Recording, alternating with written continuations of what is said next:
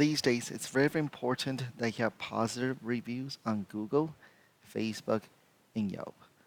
The main reason is even if your customers aren't going on these sites to check out your online reputation, what they typically do is they go on Google to find your phone number and to go on your website.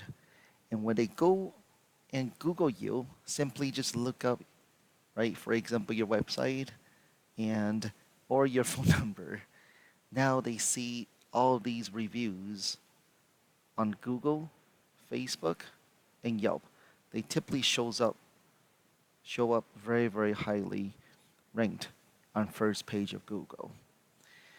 So if you don't have a lot of good positive reviews, now they will see that, wow, even though my friend referred me over to your business, you have, for example, you're only rated 3.5 stars, right? But they're not even looking out for your reviews. They're not trying to check out your reviews. The reason they're going on Google is to find out your phone number and or to go on your website. So you got to make sure that you are working to try to get more positive reviews.